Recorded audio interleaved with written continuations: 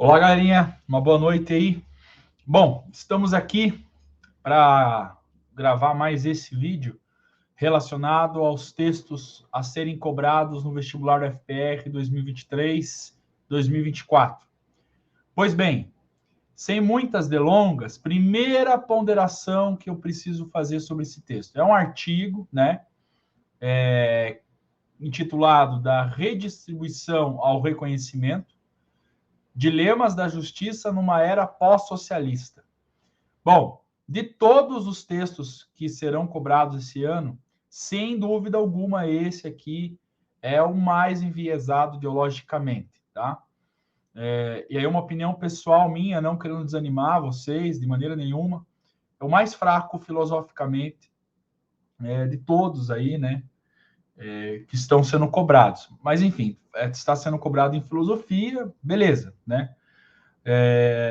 A minha função aqui é tentar ajudá-los. O importante é vocês compreenderem o texto, conseguirem responder o que será cobrado lá. A opinião sobre o posicionamento político da autora e também as questões ideológicas implícitas e explícitas no texto, esse texto é bem explícito, não viés mais à esquerda, marxista ou coisa que o valha, né, misturando tudo aí no mesmo caldeirão. Eu quero que fique bem claro que a nossa opinião um pouco importa, tá? Então, seja você marxista, seja você liberal, conservador, cristão, capeteiro, seja o que você for, o que você quiser ser, não é o que importa, né, para fazer a prova lá no dia do vestibular. Contudo, acho eu que poderia ter uma variedade um pouco maior aí de visão de mundo nos textos a serem cobrados nos vestibulares. De todo modo, faz parte, né? Bom, vamos lá, vamos ao que interessa no texto. No título já tem uma coisa muito interessante ali, ó. Dilemas da justiça numa era pós-socialista. Percebam que o pós-socialista, propositalmente, tá, está entre aspas. O que significa isso? Pós-socialista no seguinte sentido: se está entre aspas, é porque esse socialismo não acabou. Ou pelo menos a ideia do socialismo não acabou. Significa, no entanto, que o socialismo, nos moldes da União Soviética, da antiga União Soviética, aquele socialismo de que foi iniciado por uma revolução armada, a Revolução de Outubro, lá em 1917, por meio dos bolcheviques, pautado numa luta de classes intensa, etc. e tal. Esse bolchevismo socialista não é mais aquele que é hegemônico entre os socialistas no mundo. Então, a própria autora já coloca, entre aspas, para fazer uma provocação. O socialismo precisou ser repensado ao longo do século XX, sobretudo após os horrores, né, das ditaduras socialistas, em especial da União Soviética, né, que já começa com uma ditadura e se perpetua até o término, passando por períodos mais tensos, como do stalinismo e assim por diante. Bom, de todo modo, de que forma tem que se pensar novamente? Porque o socialismo, ao longo do século XX, ele começou a colocar em pauta novas demandas, né? Alguns chamam de um marxismo cultural, ou um marxismo ligado a teoria crítica lá da escola de Frankfurt, né, de criticar todas a estrutura social, cultural, tradicional que existe, não apenas a estrutura, mas também a superestrutura, a religião, a família e tudo mais, no sentido de que a opressão não está ligada apenas à questão econômica, embora o objetivo final do socialismo seja o comunismo na Terra, a etapa final, nesse meio tempo, além da luta de classes, existe a luta ligada ao racismo, ao gênero, enfim, à etnicidade, enfim, desigualdades culturais também, e assim por diante. Tá? Então, existem muitas outras opressões que também precisam ir sendo precisam ser desarticuladas, vamos dizer assim, destruídas, nessa visão mais crítica desse marxismo mais remodelado. E a autora, ela, dentro dessas novas lutas que surgem ao longo do século XX, e agora, sobretudo, escancaradas no início do século XXI, a autora parece trabalhar um pouco dessa temática, tá? Por exemplo, uma das questões que é muito falada hoje em dia é a questão da redistribuição ao reconhecimento. Então, se de um lado não é possível mais aquela luta armada, revolucionária, sanguinária para eliminar a burguesia de uma forma abrupta, rápida ou violenta, tá? É necessário a redistribuição dos meios de produção, né? Não está clara, não está explicitamente claro isso no texto, essa expressão meios de produção, mas é uma coisa muito forte na esquerda, nessa ideia da redistribuição dos meios de produção. Então, quando fala redistribuição ali, é redistribuição de riqueza, basicamente, tá? E dos meios para produzi-la. E o reconhecimento tem a ver com essa luta de identidade, que hoje é muito forte, tá? Então, seria aquele identitarismo, né? Então, as causas de gênero, as causas raciais, as causas da comunidade LGBT QIA+, e assim por diante, né? Então, todas essas lutas, certo? Agora estão englobadas nessa luta por reconhecimento. Então, você tem de um lado a luta por uma justa economia ou uma justiça social, econômica, e, por outro lado, uma luta por um reconhecimento identitário das minorias oprimidas aí. De todo modo, há um paradoxo aí, e a autora tenta trazer esse paradoxo. Por quê? Nem sempre a redistribuição ou a redistribuição dos meios de produção, tá? Ou eliminação da propriedade privada, são concomitantes à ideia de reconhecimento. Por quê? Uma coisa muito simples. Quando nós falamos, por exemplo, da luta de gênero, então as mulheres precisam ganhar o mesmo que os homens, ou é necessário mais mulheres ocupando cargos políticos de destaque, mais mulheres ocupando cargos de chefia em grandes corporações, em grandes empresas, para resolver essa questão da desigualdade de gênero. Bom, eu creio que todo mundo é favorável que haja uma igualdade na disputa, uma igualdade entre os gêneros, etc e tal, aí por diante. Por outro lado, percebam que, quando eu falo é necessário mais mulheres dentro de grandes corporações em cargos de chefia, eu posso resolver em partes a questão do reconhecimento, as mulheres passam a ter um destaque maior, tá? Mas a desigualdade econômica continua. O que eu fiz é colocar mulheres que não tinham acesso a esse cargo de chefia, num cargo de chefia, ganhando muito mais, enquanto muitas outras mulheres, homens e todo quanto é tipo de pessoa continuará ganhando muito pouco trabalhando para elas, ou para os homens que ocupam. Ou seja, eu amenizo o reconhecimento, mas há uma manutenção da desigualdade econômica. E o objetivo da esquerda e do socialismo no geral é fazer o quê? Resolver a questão do reconhecimento ao mesmo tempo que elimina a desigualdade social. Então, há uma coisa que não fecha aí, né? Porque se reconhecimento tem a ver com colocar pessoas em cargos de destaque, com melhores salários, etc e tal, a própria expressão melhores salários, cargos de destaque, já é uma negativa, tá? À questão da homogeneidade econômica, certo? Parece contraditório, porque se você tem uma homogeneidade econômica, ou você acabou com a propriedade, evidentemente não é necessário colocar mulheres em cargos de chefia, ou negros em cargos de chefia, etc e tal. Porque, na verdade, isso não existirá mais. Mas é um paradoxo isso, né? Porque as classes ainda existem, ao mesmo tempo que existe a luta pelo reconhecimento. Então, percebam que é uma coisa um tanto contraditória. E aí ela faz uma pergunta que termina o texto. O texto dela, quem lê o texto, termina com essa pergunta aqui, ó. porque ela precisa apresentar uma solução para essa dicotomia, esse binômio que não fecha, né? Esse dilema, reconhecimento e distribuição, como resolver as duas coisas, né? No que diz respeito aos grupos submetidos aos dois tipos de injustiça, tá? Qual será a combinação de remédios que funciona melhor para minimizar, ou palavrinha, né? Se não para eliminar de vez as interferências mútuas que surgem quando se busca redistribuição e reconhecimento ao mesmo tempo, né? Como resolver essa questão, né? Então vamos lá. Bom, são dois remédios que ela apresenta, né?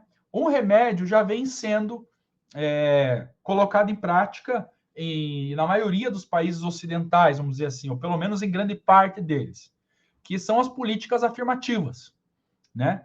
As políticas afirmativas, elas se relacionam muito mais às questões identitárias.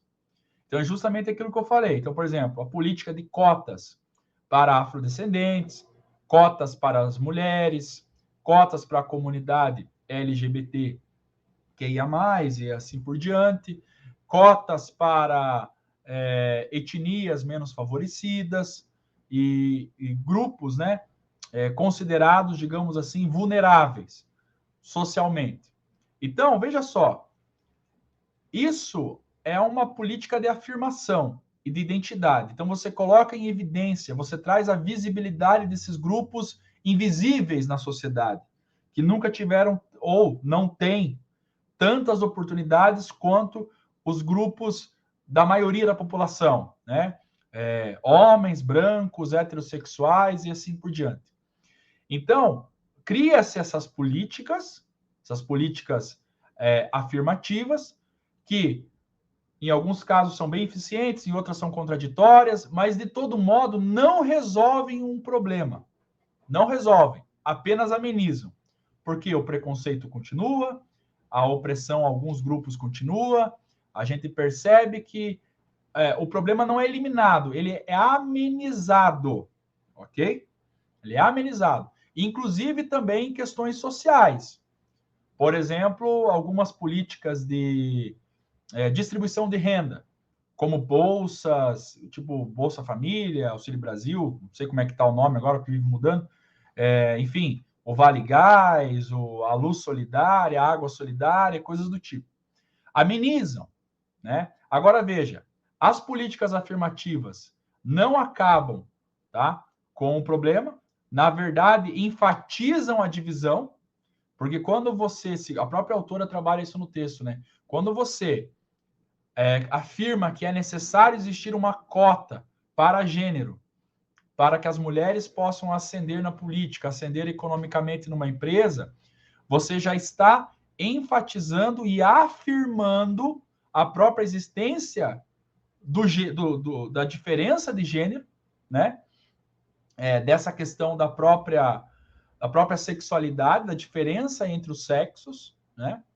E então, em vez de você amenizar, você está evidenciando as diferenças, né? Os contrastes, justamente pela política afirmativa, porque é necessário uma fiscalização para que essa política afirmativa aconteça. Então, por exemplo, a política de cotas para negros, né, em universidades. Então, você precisa passar quase que por um tribunal racial, né, porque você tem que provar que você é um afrodescendente e você necessariamente não é um afrodescendente só por causa da cor da pele. A cor da pele é um traço externo. Você pode ser descendente, mas ser como eu, por exemplo, sei lá, se eu sou pardo, branco, enfim, mas eu sou branco, pardo, não interessa. Mas o meu pai é negro, a minha avó é indígena, né? Então, se eu entrasse por cotas, eu teria que passar por uma averiguação ali, um julgamento, enfim, apresentar uma documentação e tal. Então, eu estaria evidenciando uma diferença, né? Então, não estaria resolvendo o problema no geral, apenas, como é que eu posso dizer, amenizando, vamos dizer assim. Bom, então esse é um ponto, tá? Esse remédio das afirmações, embora sejam importantes, porque amenizam, não são eficazes para acabar com o problema. é como se fosse um remédio para dor de cabeça, mas a dor de cabeça, ela é causada por uma outra doença no corpo. Então, você precisa de um diagnóstico melhor e de um remédio mais forte, às vezes de uma cirurgia mais radical.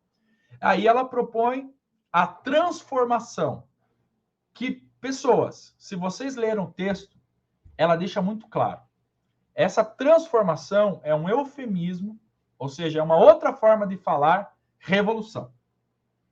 Lembrem do entre aspas no título do texto. Uma sociedade pós-socialista.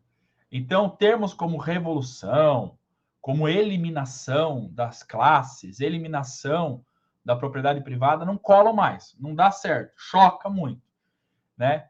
E a gente percebe que o movimento revolucionário, progressista, como queiram, ele é muito expert em transformar a linguagem, em mudar a linguagem para depois transformar o mundo concreto. Eles acreditam, né? Há essa crença de que pela linguagem, através da linguagem, eu vou naturalizando uma transformação no mundo concreto.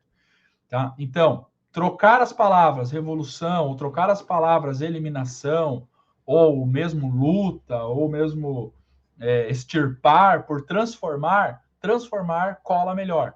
É mais palatável, vamos dizer assim. Então, o que seria transformação? Aí, o texto deixa muito claro.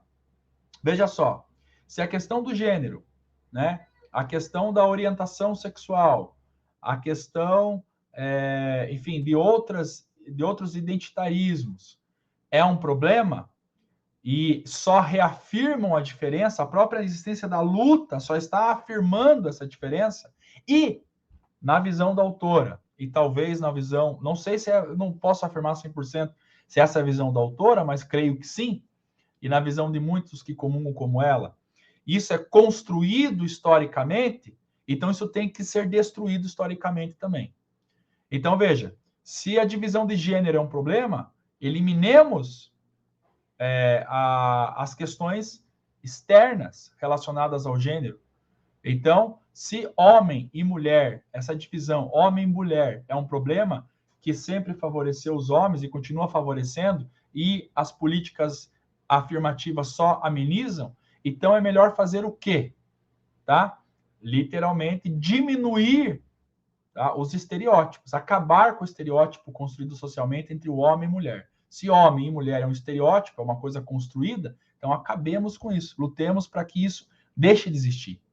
E ela deixa muito claro, talvez não deixe de existir, mas que pelo menos diminua radicalmente as diferenças, certo?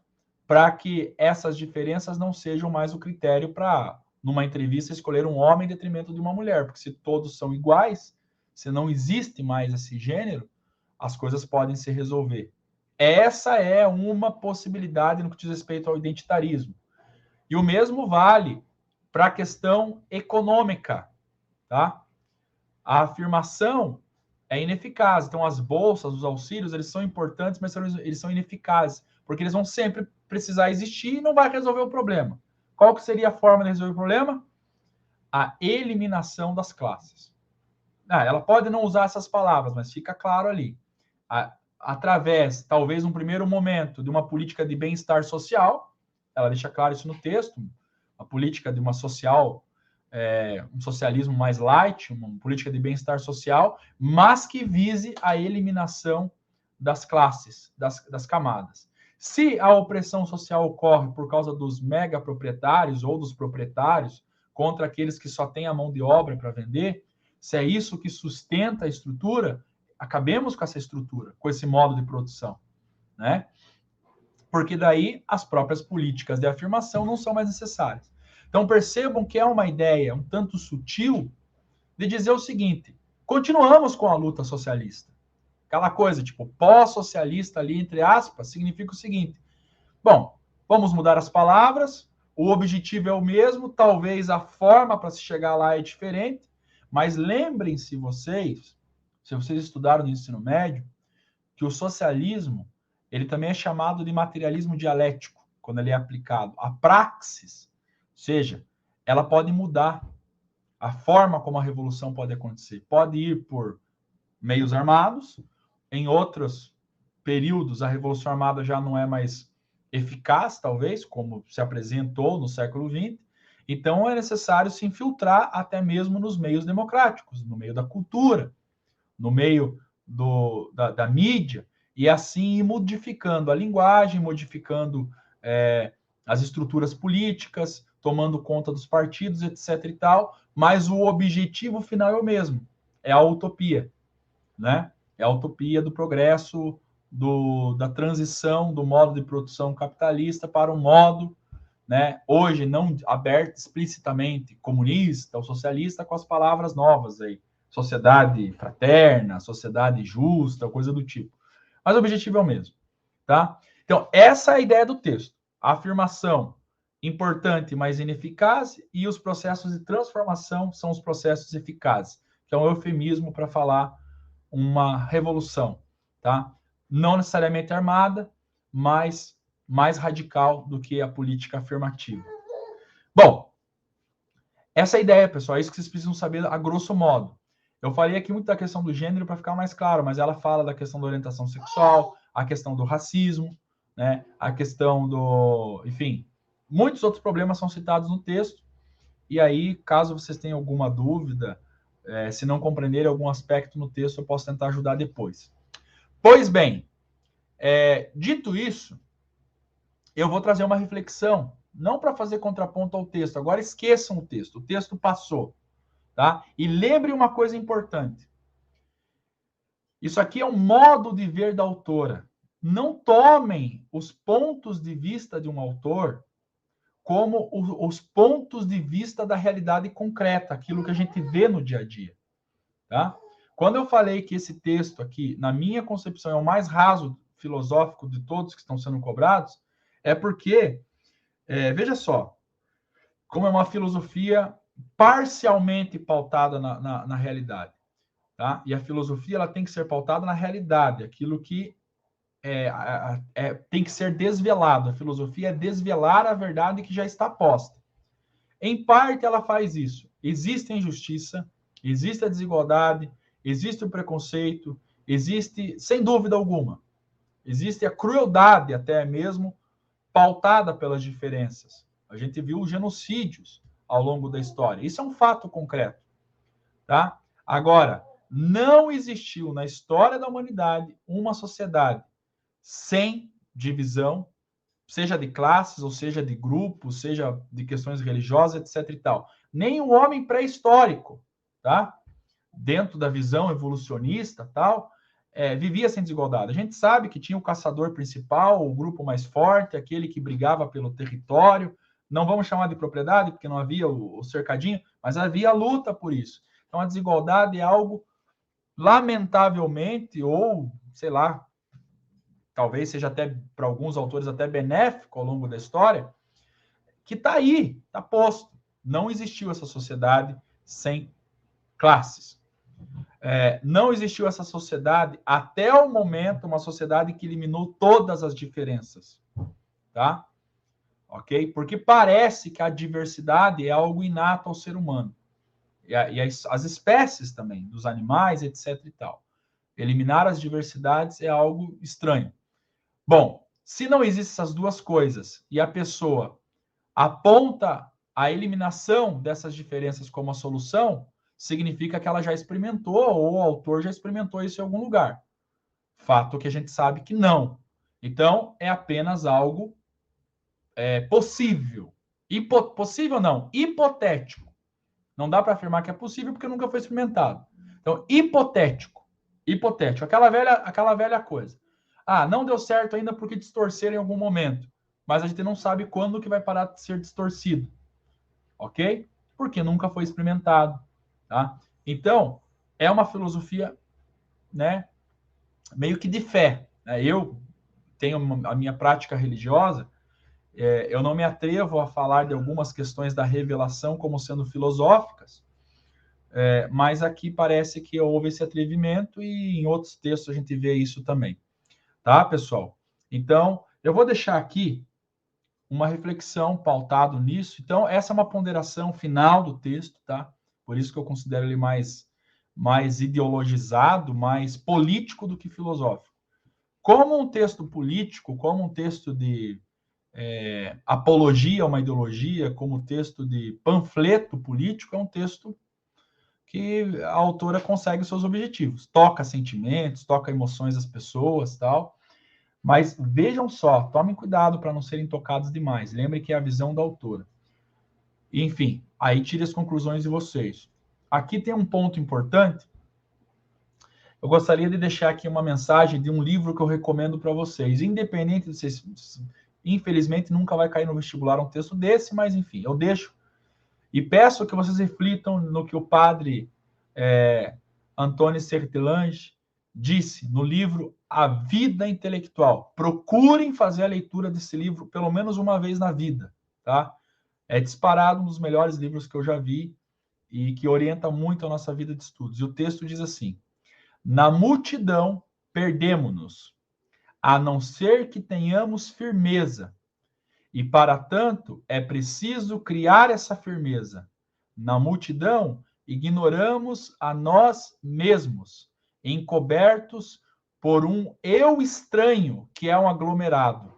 Pessoal, vocês não precisam abandonar a personalidade de vocês, os valores que vocês cresceram, que vocês aprenderam, mesmo que sejam tradicionais, porque tradicional não significa ser ruim.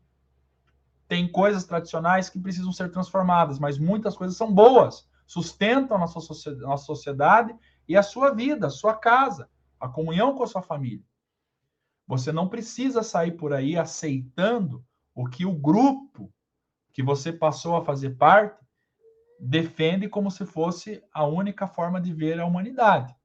Na universidade, quem for entrar na universidade, isso é muito claro. Você entra ali, você passa a ser influenciado por grupos, e se você não faz parte daquele grupo, você vai sendo deixado de lado, excluído, etc e tal. Por isso que é preciso ser muito firme para manter a sua personalidade. Julgue racionalmente se vale a pena largar aquilo ou não. Eu sempre costumo fazer o seguinte teste. Aliás, colocar à prova. Se vocês fossem internado agora, nesse momento, quais pessoas realmente iriam lhe visitar no hospital? A galera desse grupo de uma moda de pensamento, talvez uma moda de pensamento política, filosófica, sei lá o quê? Será que eles iriam lá no hospital ver você? Ou quem iria no hospital são os seus amigos de antes desse grupo, de antes de você fazer parte desse grupo? Quem iria no hospital talvez iria ser seria seu pai, sua mãe, seus irmãos, que muitos jovens desprezam quando fazem parte desses novos grupos de jovens, universitários ou coisa do tipo. Então, preste atenção. Aqueles que realmente se importariam com a sua vida são aqueles que têm valores de verdade, não são valores de isopor, de geleia, ou até irracionais, que não se sustentam, tá? E isso não é algo novo, né? Essa ideia de ser engolido pela massa e perder os seus valores e personalidade. O apóstolo Paulo já, para a igreja de Éfeso, escreveu: para que não sejamos mais meninos inconstantes, levados em roda por todo o vento de doutrina, pelo engano dos homens, que com astúcia enganam fraudulosamente. Tomem cuidado, galera. É uma dica que eu dou, não quero polemizar, mas isso aconteceu comigo. Quando eu entrei na universidade, eu lembro que, nossa, eu até parei de visitar grandes amigos meus, assim, os meus melhores amigos, porque eu passei a considerar os valores deles ultrapassados e não sei o quê. Se são ultrapassados ou não, eu comecei a questionar e depois vi que não eram, na verdade. Porque nos maiores momentos de dificuldade da minha vida, eram eles que estavam lá ao meu lado. Tá? Prova que nem o desprezo que eu tive por eles e por aquilo que eles acreditavam foi suficiente para eles abandonarem aqueles valores de fraternidade, de amor, certo? E o respeito à minha individualidade, ao ponto de me procurarem e me ajudarem. Todos aqueles dos grupos de transformação do planeta, coisa do tipo que eu comecei a fazer parte, não me procuram mais. Então, pensem, sejam vocês, tá? Aquilo que vocês racionalmente querem abandonar, abandonem. Mas pensem bem, se não é apenas por medo de ser excluído, se é apenas por medo de não conseguir concluir um curso, se é apenas por medo de não conseguir uma etapa na sua vida, tá bom? Fiquem na paz, Deus abençoe todo mundo. Um grande abraço.